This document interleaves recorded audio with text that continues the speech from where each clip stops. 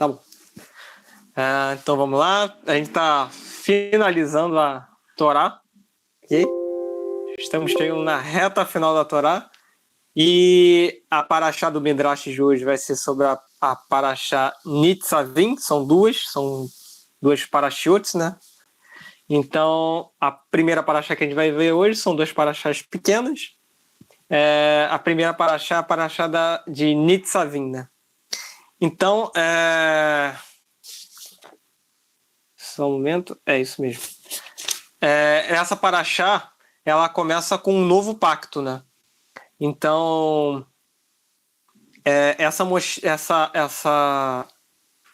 o início dessa paraxá, né, começa a falar que é o último dia de vida de Moshe.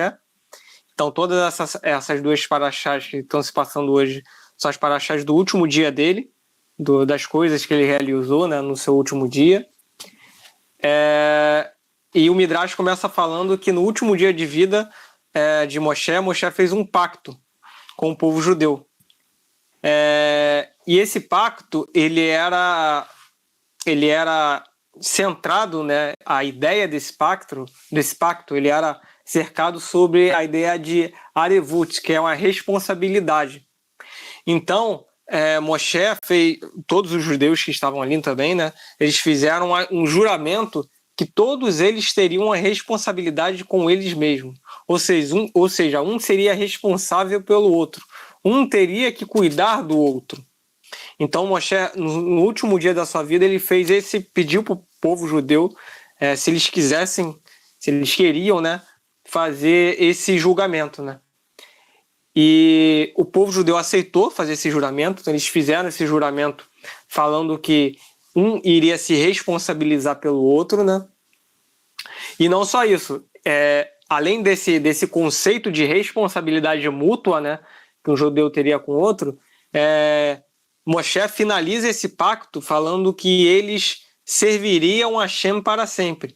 Então, depois desse pacto, eles juraram, né, sobre a geração deles e as gerações futuras, que eles ficariam responsáveis por reproduzir a palavra da Torá e por servirem a Hashem para sempre, né? Então, eles seriam os sacerdotes de Hashem para o mundo.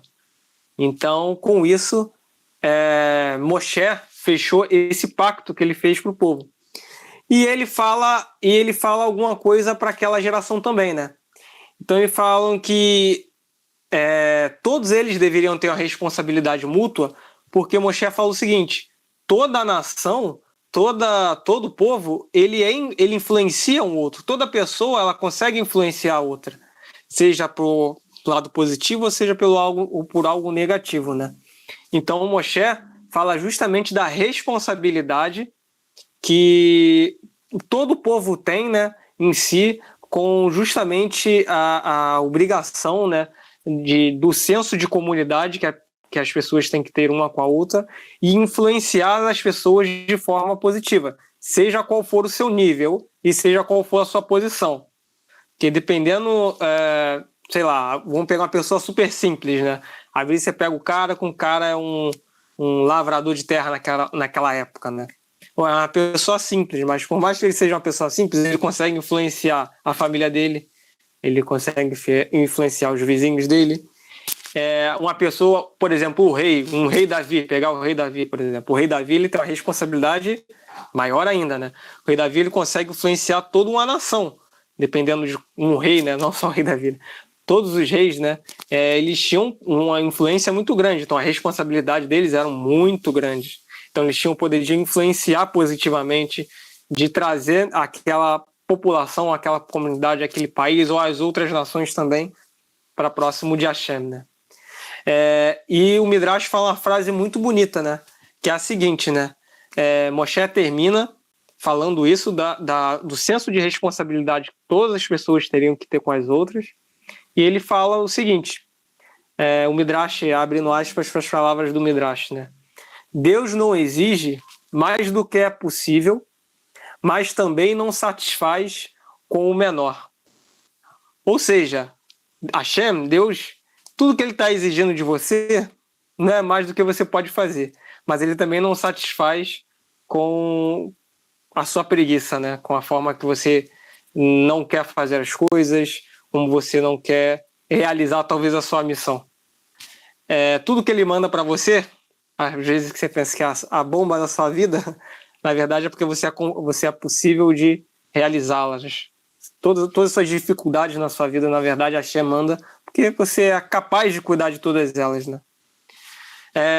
Logo depois, Moshe dá uma advertência, né, para aquele povo, e ele fala o seguinte: tenham muito cuidado com o pensamento de vocês. Ele falou assim, ele termina, né, logo depois desse pacto, ele fala para aquela geração, né?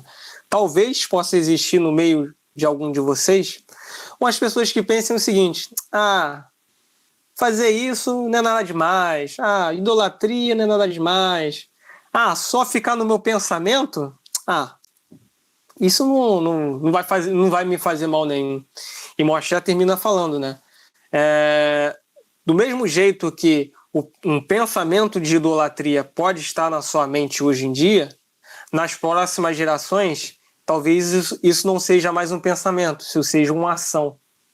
Ou seja, Moshe fala para aquela geração justamente a importância do pensamento, a importância de onde você deixa a sua mente, né? Como uma frase do Rebbe que eu gosto muito, que ele fala o seguinte, né? Você vive onde você pensa, né? Então, se você pensar de forma negativa, se você pensar que vai dar tudo errado na minha vida, minha vida tá ruim, minha vida não vai melhorar, eu não faço isso, eu não faço aquilo, eu não vou conseguir realizar aquele meu sonho, aquele meu objetivo. Se você pensa isso, você vai viver nisso. Mas se você pensa positivo e você age com alegria, você age sempre com bom humor, se o seu pensamento se volta para o positivo, com certeza você vai viver o que você pensa. Então você vai viver aquilo positivo, né? Então foi isso que Moshe trouxe para aquela geração, né? O perigo que você tem, o perigo do pensamento, né? Porque aquele pensamento, né? Tem uma frase judaica, eu não sei se eu vou conseguir repetir ela, um ditado judaico, né? Não sei se eu vou conseguir repetir ela de forma correta, né? Mas é mais ou menos assim, né? Cuidado com o seu pensamento, que um dia seu pensamento pode se tornar sua fala. Cuidado com sua fala, que um dia sua fala pode se tornar sua ação. Cuidado com sua ação, que um dia ela pode se tornar o seu hábito. Cuidado com seus hábitos, pois os seus hábitos moldam o seu destino. Então, eu acho que era isso justamente que Moshe estava querendo trazer para aquela geração, né? Cuidado com o pensamento, tudo começa no pensamento. Como Tânia também fala, né? Você pensa, você sente, você fala e você age. Então tudo começa no pensamento, tudo vem da cabeça, né? Vai da cabeça para o coração, para a fala, que vai para a ação. Deixa eu ver aqui que eu me perdi um pouquinho. E Moshe fala para aquela geração, né? Mas não se preocupem. Por mais que vocês tenham o senso de ajudar um ao outro, ninguém é responsável, ninguém vai pagar pelos pecados dos outros. Ninguém é responsável pelos pecados dos outros. Você tem a responsabilidade de você avisar aquela pessoa, de você conversar com ela: olha, fulano, não faça isso, não faça aquilo, isso vai ser mal para você. Mas o livre-arbítrio, a escolha é da pessoa. Não adianta. Aquela pessoa que vai escolher se ela faz ou não. Então você não é responsável pelas ações das pessoas, né?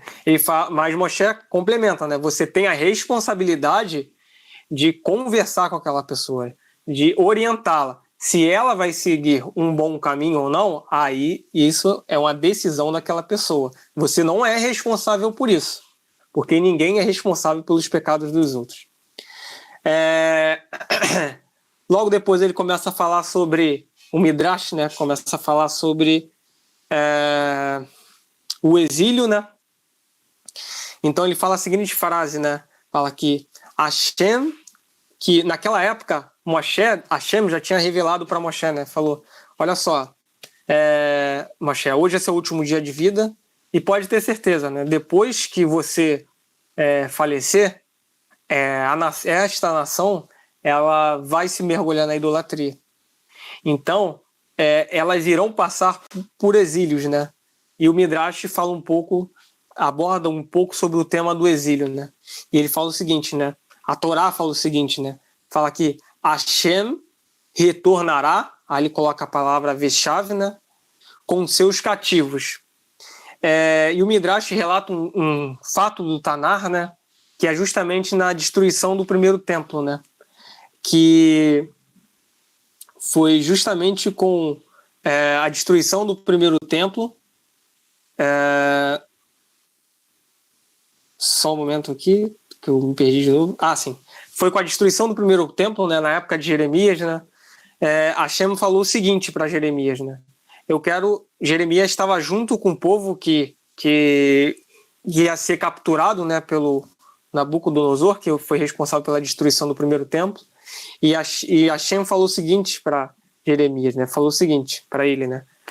Se você for com os cativos, eu ficarei em Israel. Se você ficar na terra de Israel, eu ficarei com os cativos. Então, essa passagem, e Jeremias vai ficar em Israel, né? E Hashem toma conta dos cativos, né? Que foram para a Babilônia. E daí, o Midrash fala justamente disso, né? Que Hashem, por mais que hoje em dia, né, o povo judeu esteja no exílio, né? E talvez nós mesmos, Benei Noas, podemos estar num exílio espiritual, né? Porque isso não só se passa também só para o povo judeu, mas também isso também se passa para a gente, né? Porque esse exílio também pode ser um exílio espiritual, você pode estar afastado de Hashem, né? Então, o Midrash relata isso muito bem, né? Que para você não se preocupar, mesmo no exílio, mesmo que você faça as maiores besteiras do mundo, Hashem vai estar junto com você, sempre vai estar pertinho. Por mais que você pense que você está afastado dele, ele sempre vai estender a mão para você para te trazer para cima de volta, né? E logo depois ele fala sobre um pouquinho só, né? Terminando esse assunto do exílio, sobre a era messiânica, né? O Mashiach, ou a era de Mashiach.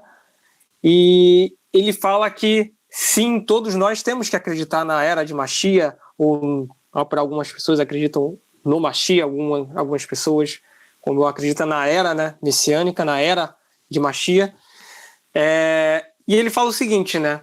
O Midrash começa a relatar alguns fatos, né? Vamos imaginar Abraão. Abraão, ele teve Isaac, ele tinha 100 anos de idade. Que pessoa vai pensar hoje em dia, em sã consciência, que onde que um homem com 100 anos e uma mulher, se não me engano a Sara tinha 99 anos, aí eu não me lembro de cabeça, mas acho que era isso, vai conceber um filho? Uma mulher muito velha, um homem muito velho, como que eles vão conseguir conceber o filho? Hashem providenciou isso. Ou se a gente for pensar no José, no Yosef, caraca, como que um garoto que caiu no poço foi vendido por escravos, ele vai se tornar o vice-rei do Egito? Hashem decidiu assim. Como que Moshe, na época do Egito, ele era gago, para quem não lembra a Torá relata isso, Moshe era gago, ele não sabia falar direito. E como que um homem que era gago conseguiu convencer uma geração inteira a sair do Egito e receber a Torá, a palavra divina de Hashem, através de um povo que vivia desanimado, que vivia, alguns dos judeus viviam na idolatria, e ele conseguiu resgatar aquele povo e sobreviver no deserto durante 40 anos e durante todas as dificuldades que a gente conhece. Mesma coisa o Midrash fala sobre a era messiânica. Nós temos que acreditá-la. E nós temos que fazer por onde para essa era chegar, né? Que, acho que na minha visão, na visão do Morena, essa era vai chegar quando a gente cada vez nos refinarmos cada vez mais, né? Com o nosso refinamento, nós vamos nos aproximar cada vez mais da era messiânica, né? Então, ele termina esse tema sobre exílio, né? O Midrash. Logo depois, os alunos eles ficam com dúvida, né? Depois desse discurso, depois desse pacto que Hashem fecha, né? No seu último dia de vida, fecha com o povo judeu. Então, os alunos começam a falar assim: Moshe, você afirmou que a Torá ela não está no céu e a Torá também não está além do mar, ela não está no mar. Então onde que a Torá está? Os alunos perguntam para Moshe. E Moshe fala o seguinte, né? A Torá, a palavra da Torá, os ensinamentos da Torá, eles estão muito perto de você. Eles estão na sua boca e no seu coração. Porque através da sua boca e do seu coração que é que você consegue demonstrar e cumprir todos os ensinamentos da Torá. Então a Torá ela vive na sua boca e no seu coração.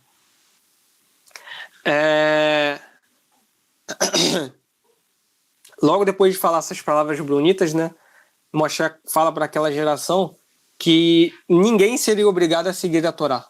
Então, se aquela pessoa não quer seguir a Torá, se ele não deseja, então você não deve obrigar ninguém. À toa que a gente está no judaísmo, a gente sabe que o judaísmo não é uma religião proselitista, né? Justamente por isso. Moshe fala para aquela geração que a Torá não é obrigado para ninguém. Se aquela pessoa não gostar, não brilhar os olhos sobre os ensinamentos da Torá para aquela pessoa, não tem problema. Ninguém é obrigado a seguir. Porém, Moshe fala o seguinte, né? Moshe dá a dica para os alunos, né? Porém, se vocês seguirem a Torá, se vocês compreenderem a Torá, vocês não têm obrigação. Nem vão ser punidos por isso. Não fiquem com medo por conta disso, né? Mas se vocês escolherem a Torá, vocês vão estar escolhendo a vida. Vocês vão estar escolhendo a forma mais fácil da sua elevação espiritual. Você vai estar não só escolhendo a vida, né? Agora eu vou abrir minhas palavras e vou dizer um pouco mais. Você se aproxima da vida.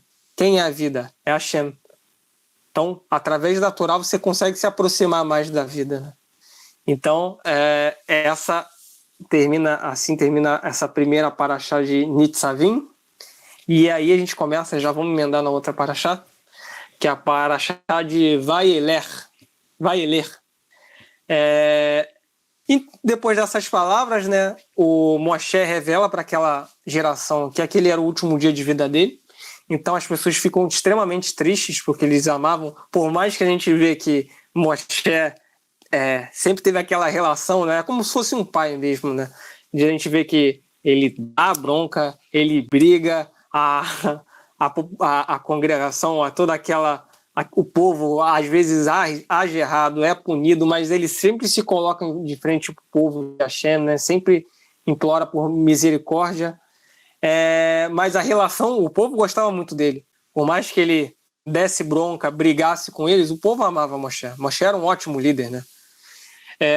E Moshe começa, depois do pacto, né? Depois dessas palavras que ele fala na paraxá passada, que eu falei agora, ele começa a andar pelas 12 tribos e conversar com as pessoas. Ele era muito humilde, né? Ele começa a andar e conversar e se despedir para o povo, a abraçar, a beijar todos. A confortar o povo também, porque muitas pessoas ficaram tristes e choravam, ele confortava aquelas pessoas. E Moshe, naquele momento, Moshe também começa a conversar com seu substituto, né? Que seria o Yehoshua, o Josué. E ele começa a falar com o Yehoshua e ele fala que se o Yehoshua seguisse a Torá e os mandamentos da Torá de forma correta, coisa que ele fez, que Hashem faria ele entrar na terra, então de Israel, ele não precisaria ficar preocupado com isso, porque se ele seguisse todos os mandamentos, se ele cumprisse todas as mitzvot da Torá, seguir a Torá de forma correta, Hashem iria levar ele até a terra de Israel, a terra seria farta, e ele distribuiria a terra para as 12 tribos, né, de Israel. Antes do Moshe também vir a falecer, né, o Moshe ele fala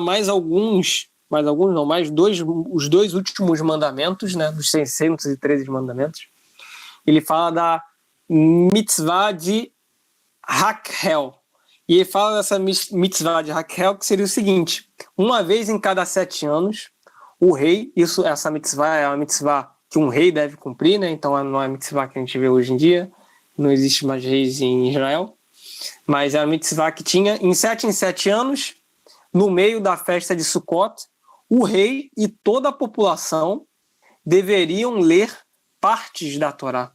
E não só deveriam ler partes da Torá, como toda a população deveria estar próximo, toda a população, desde crianças pequenas, desde homens, mulheres, jovens, adolescentes, adultos, crianças, recém-nascidos, toda a população deveria estar escutando as palavras da Torá durante esses dias, né, que seriam no meado da festa de Sukkot, né? Então, todos os ensinamentos da Torá, toda a Torá seria lida, todas as leis seriam lidas para aquele povo, né? E o Midrash fala que toda essa mitzvah, elas foram cumpridas por todos os reis que foram justos na terra de Israel, né? E ele fala, o Midrash fala, né, justamente de um pensamento que pode surgir da gente, né? Poxa, por que vai levar criança para escutar a lei de Torá? A criança não vai entender nada. Por que você vai levar uma mãe que está com um filho recém-nascido na barriga? Onde que aquela criança vai entender alguma coisa? Durante muito tempo as pessoas poderiam até pensar isso, né? Sem uma explicação. Mas hoje em dia, graças à ciência, já se sabe que o meio que você coloca o seu filho desde criança, até mesmo na barriga da mãe, por exemplo, músicas, sons, tudo isso vai influenciar aquela criança. Então, hoje em dia, a gente já sabe isso, mas só que os sábios, a Torá já sabia disso há muito tempo, muito antes do que a ciência hoje em dia já comprova, né? Porque ela falava que sim, as crianças deveriam escutar a palavra de Torá. A mãe com seu filho recém-nascido deveria entrar nas sinagogas, nos ensinos, aprender cada vez mais para que aquela criança se acostumasse com o meio e ela absorvesse também parte daquela sabedoria, né? E o Midrash traz uma história muito bonita, né? Que o Rabi Yohanan Ben Zakkai, é um rabino da época talmúdica, ele tinha uma mania de elogiar os seus alunos pelas suas qualidades, né? Então, quando via os alunos, ele não chamava pelo nome, né? Então, ele elogiava, né? E aí, o Midrash está nos exemplos, né? Por exemplo, tinha um aluno que tinha uma memória muito boa. Então, ele falava, fulano de tal, de memória abençoada por Hashem, vem aqui, abraçava, beijava ele. O outro era um aluno muito criativo, né? Desenvolvia, estudava muito Torá, então desenvolvia muitas coisas. Então, ele falava, vem aqui, meu aluno de uma mente muito apurada, de uma criatividade muito grande. Então, ele sempre chamava os seus alunos pela qualidade que aquele aluno tinha, né? Porém, ele tinha um aluno, que era o Rabi Yehoshua Ben Hanania, que ele chamava ele de... Agora eu vou ler aqui a palavra, né? Aí ele chamava... Por exemplo, quando ele via, né, ele falava para esse aluno, né, chegou o bem-aventurado que a sua mãe te deu à luz. Então ele sempre elogiava a mãe desse sábio. E o Talmud fala que ele era um grande sábio, né? Além de ser um grande estudioso, né? O Rabi Yehoshua Ben Hanania, ele era uma pessoa muito boa, né? Então fala não só de estudo, mas ele era uma ótima pessoa, ajudava muitos outros. Ele era muito querido, né? E o Rabi Yohanan sempre elogiava, né? Bem-aventurado da sua mãe que te deu a luz. E o Midrash explica isso como? Pois a mãe do Rabi Yehoshua, o que ela fazia? Ela, quando já estava grávida dele, ela conversava muito com os sábios, ela pedia para os sábios dar aula para ela, ela levava ela grávida, ela levava o seu filho, né, recém-nascido, para as reuniões com os sábios, onde os sábios conversavam, e dito e feito, o meio transformou ele em um grande sábio, um grande tzadik, tanto de sabedoria que ele absorveu, o tanto de contato com pessoas iluminadas que ele absorveu da barriga, desde que ele era um feto na barriga da mãe dele, tornaram ele um grandiosíssimo mestre, não só um mestre de Kabbalah, de Torá, mas um grande ser humano também, né? Terminando essa parte dessa mitzvah, o Midrash fala justamente do pedido de Moshe, né? Então, no dia que Moshe já sabia que iria morrer, né? Porque Hashem tinha revelado para ele alguns dias antes. E Moshe foi falar com Deus, né? Com Hashem, com o Eterno, pedindo para que Hashem anulasse a sentença de morte dele, né? Então ele falou: Hashem, eu queria que você anulasse minha sentença de morte. Aí muitas pessoas que vão ler, podem ler a Torá de forma literal, vão pensar: Alá, Moisés não era tão sábio não. O cara tá com medo da morte? Que cara é esse que é próximo de Deus e tá pedindo para viver mais um pouquinho?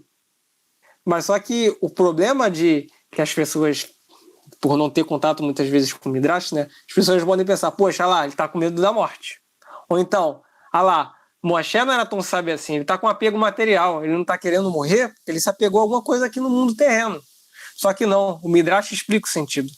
O Midrash fala que o objetivo de Moshe era se purificar cada vez mais. Ele tinha vontade de fazer mitzvot, que a gente estudou, né, a Parashá durante esse tempo. Tem alguns mitzvot, tem alguns mandamentos que só são cumpridos dentro da terra de Israel. E Moshe não entrou fisicamente, mas a gente viu que ele entrou espiritualmente, né? Mas ele não entrou fisicamente na terra de Israel.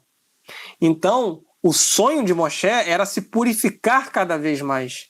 Então, as pessoas muitas vezes podem pensar de uma forma mundana, né, de uma forma física, só que não. Moshe era desligado do mundo físico. Moshe ele queria se purificar mais. Ele queria servir melhor a Hashem. Além de ser extremamente purificado, né, como a gente vê pelos relatos da Torá, foi o único sábio que conseguia conversar com Deus tete a tete.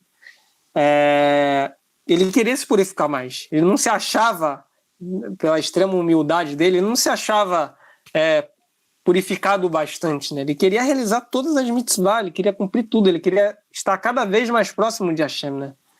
Só que Hashem falou que não. E o Midrash relata a seguinte frase que Hashem falou para ele, né?